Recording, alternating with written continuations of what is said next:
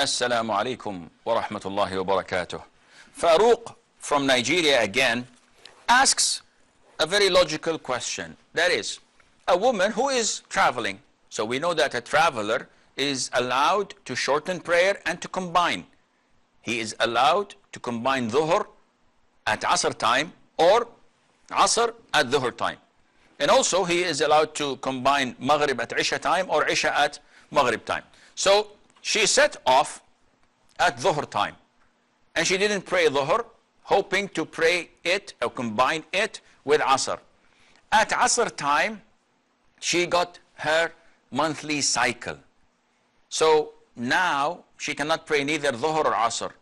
After she's pure from her menses, is she obliged to pray dhuhr and asr, or only dhuhr? And is she obliged to pray them qasr, 2 rak'ah, or because now she's back in her home, came back from her travel, she prays 4 and 4? This is an issue of debate because we don't have a crystal clear evidence to back it up. So each scholar gives his ijtihad. For example, a lot of the scholars say that if a woman is in asr time, which is like 5 o'clock, and she didn't pray, and all of a sudden she got her menses. A lot of the scholars say after 7 days of her monthly period, when she's pure, she makes ghusl and she makes up for that asr prayer missed. The most authentic opinion is that she's not obliged to do this. Why? Because she did not do anything haram. She wanted to pray, but she was exempt, she was excused by Allah Azza wa Jal when she got her menses.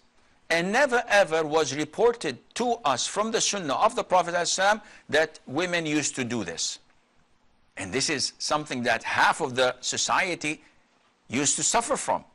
So it would have been reported to us. Therefore, my own personal opinion is that she does not make up neither dhuhr nor asr because she is not at fault and she did not do anything wrong, and Allah knows best. Luqman from Singapore. Hello, assalamu alaikum, Sheikh. Alaikum assalam wa rahmatullah. How are you? I'm fine, Zakallah khair. Okay, I have 5 questions. Ya Latif. Yes, akhi. Number 1. Okay, number 1 is, can I work as a taxi driver if I don't take people to bad places and I don't take in female passengers? Okay, second question. Second question is it okay if I rent a car from the taxi company, but I am imposed by insurance? Okay. Okay, second question. Third question. Okay, the question is, can I work at a gas station by fueling the fuel for the passenger, but because the gas station is connected to the convenience store and the convenience store sells alcohol and cigarettes, is it okay? Do you only fill cars with gas, or you also sell alcohol and cigarettes?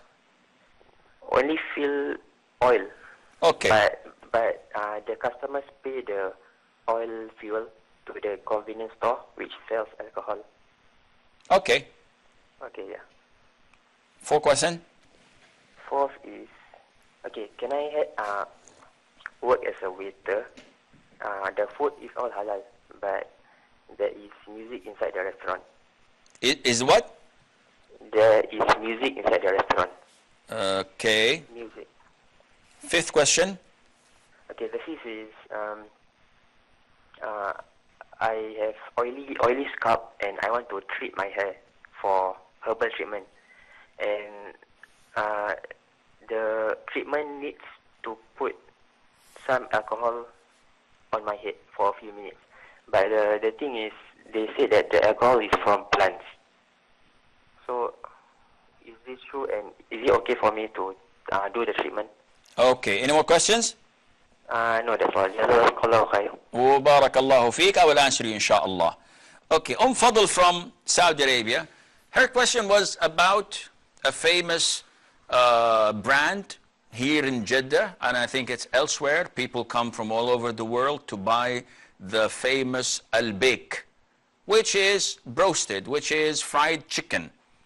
And this is an old maker. It has great reputation, and this is not endorsing them. Let me cut the explanations so that people would not think I'm getting free dinner for tonight.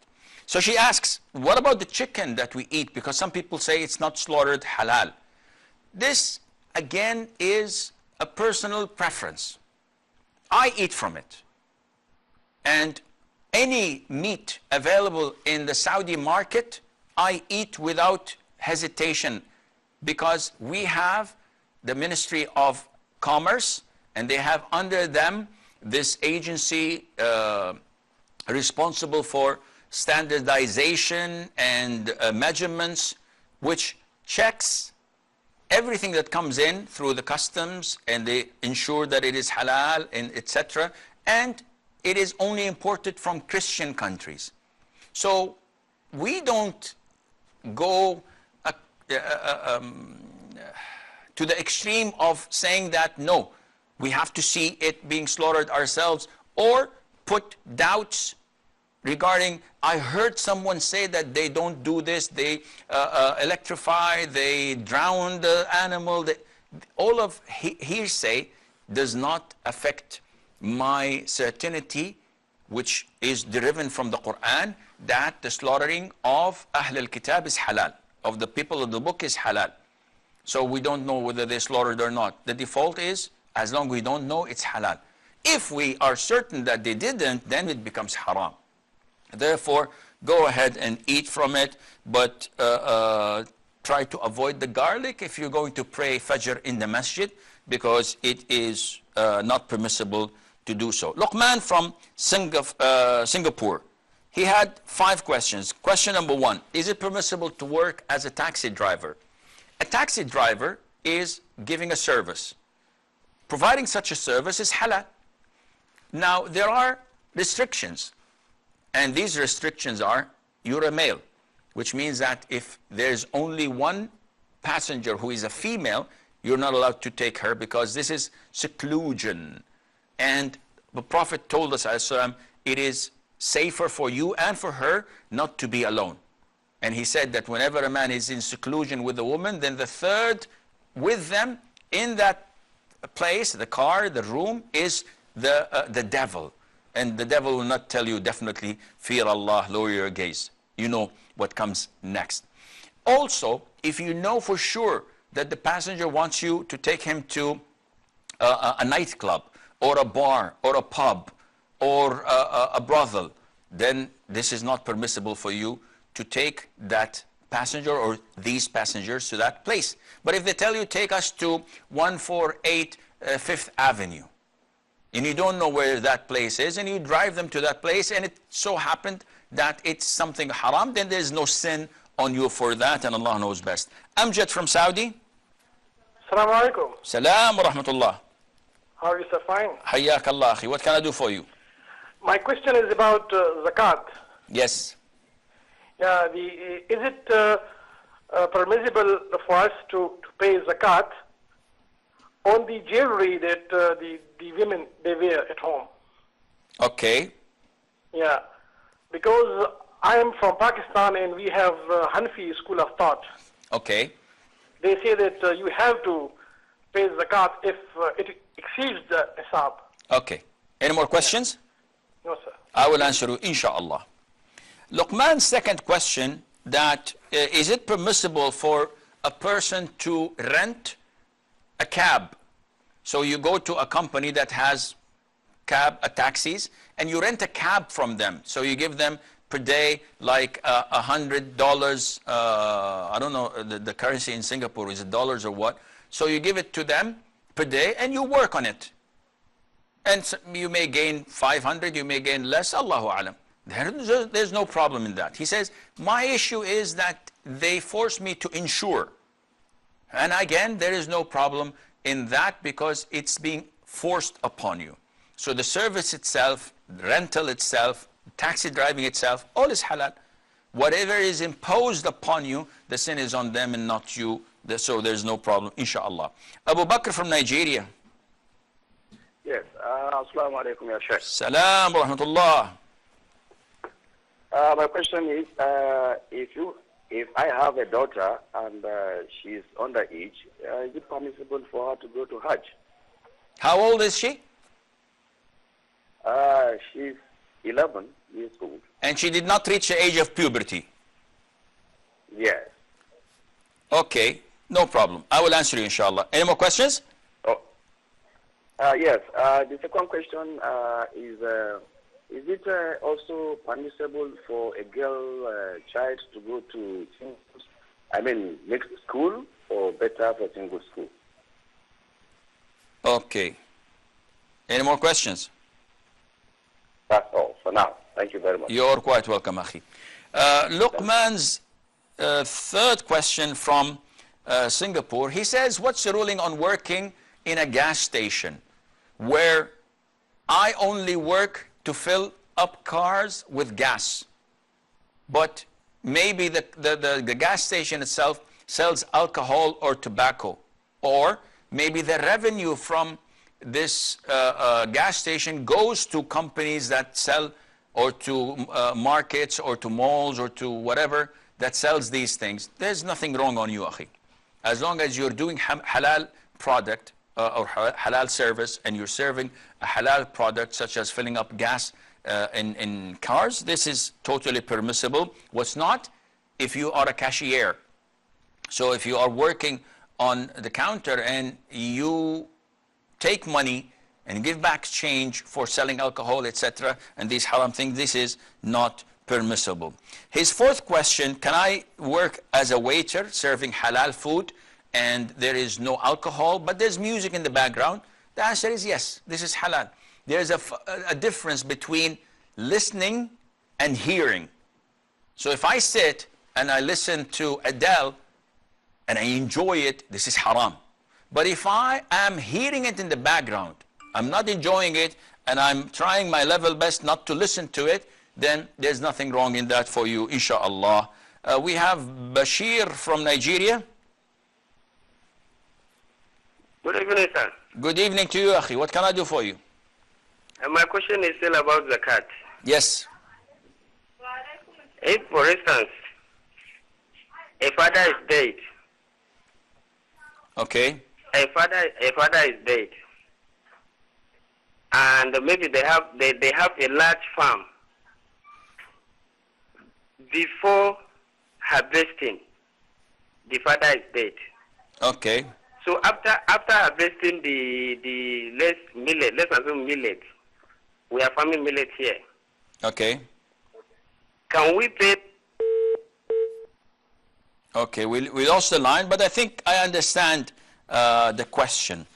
So, Luqman's last question is that he suffers from an oily, greasy skull, I think, and in order to treat that, he needs to use some medication or some cream that contains alcohol, whether made from vegetables. I don't think there is alcohol made from animals, but nevertheless. So what's the ruling on that? Akhi, using alcohol externally in any type of form is totally permissible.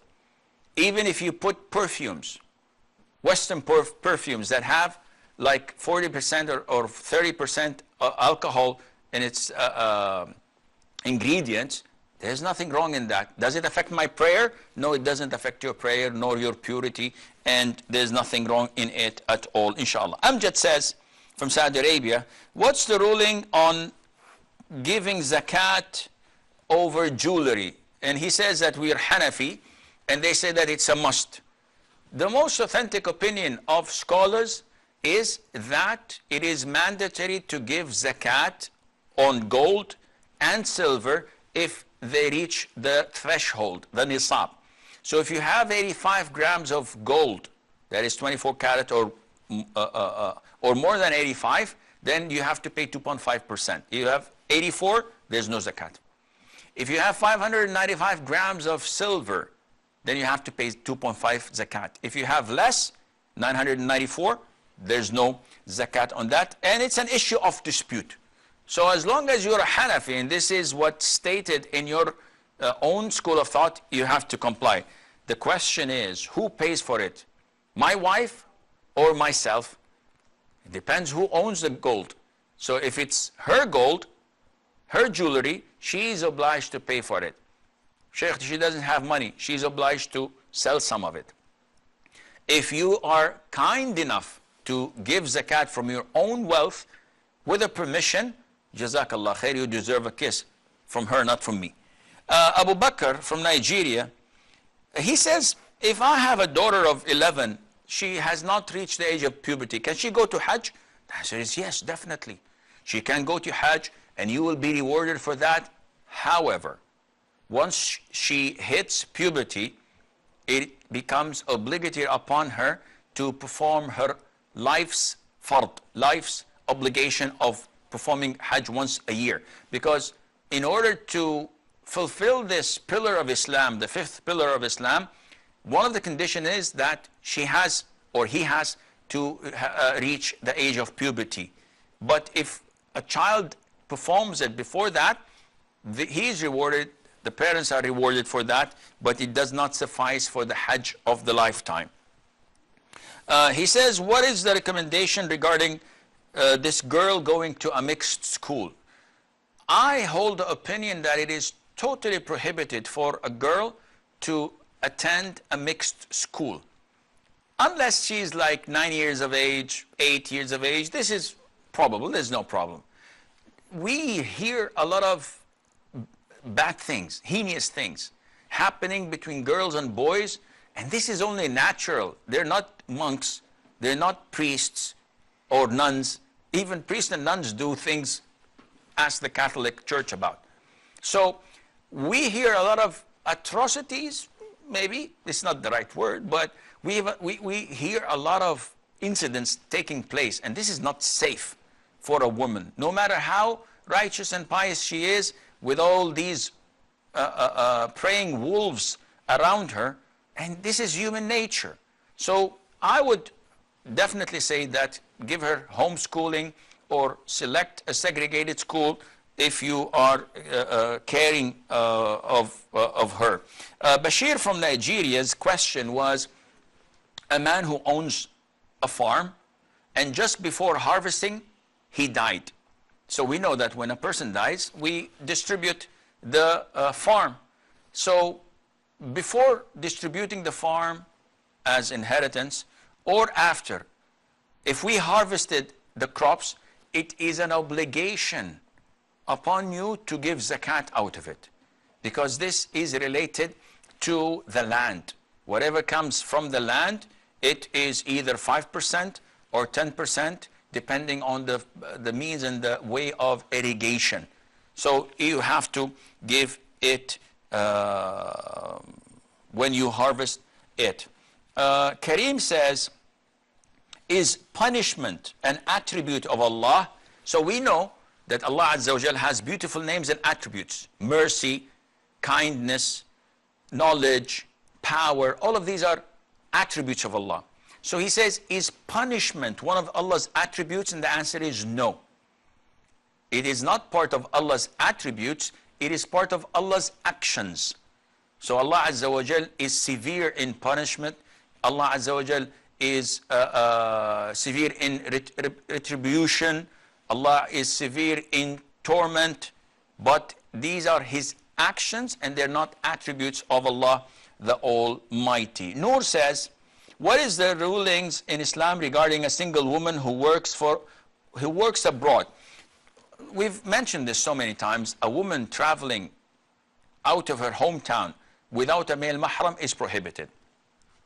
If he accompanies her to a location where it's safe for her to work and to live, it's segregated and there is no means of trouble coming her way, this is permissible. But most likely Noor is asking about a maid traveling overseas, or a nurse, or a woman working in a mixed environment. This is totally prohibited. And this is for the safe the safety of the girl herself and the community. Muhammad, how important is Arabic or Quranic Arabic for non-Arab Muslims? It's very important, because then you can understand Allah talking to you when you read the Quran. You can understand the teachings of the Prophet ﷺ directly without needing the likes of me or someone else to explain it to you, because you know the Arabic, you know the language. Without it, it becomes a little bit difficult. Umar says, I read for 3 days my prayer the wrong direction. So he prayed for 3 days to the wrong direction of the Qibla.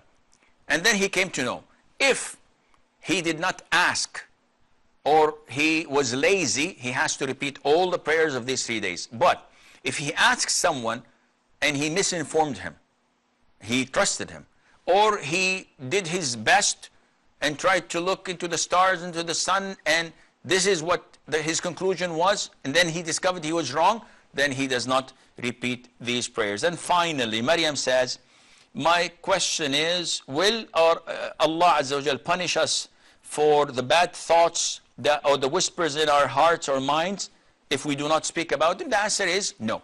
Allah is most forgiving, most merciful. Whoever thinks of something evil, or it crosses his mind, but he doesn't utter it, he doesn't speak about it, nor he acts upon it, then Allah Azza wa Jal would make this person exempt, and he would not be accountable for such whispers and thoughts. And with this, we come to the conclusion of tonight's episode. Until we meet next week, same time, I leave you fi amanillah. Wassalamu alaikum wa rahmatullahi wa barakatuh. Is for taqwa, bewaring of Allah, and tha is for thawab, a reward. Ja is for